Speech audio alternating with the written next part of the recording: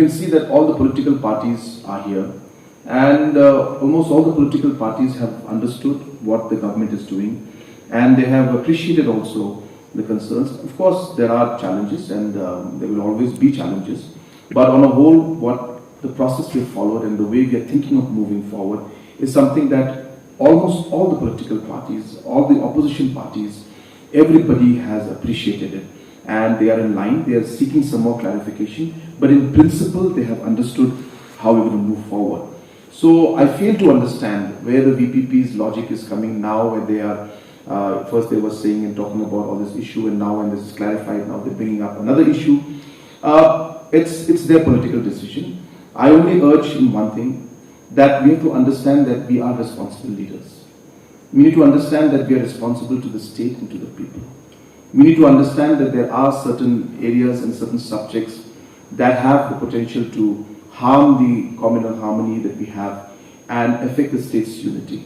And as responsible leaders, we should know when and where and how we should move forward.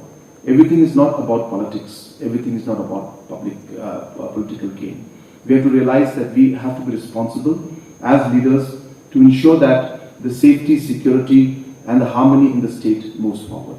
So I appeal to all the supporters of all political parties, be it the political parties who are here and the political parties who are not here, that we need to understand, as I said, that we have been living as a society for the last many centuries.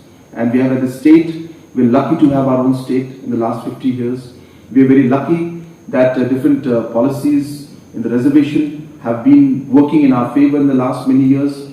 We have to remember that going into these areas, is there any concern of how it could impact that entire reservation in the larger context of things?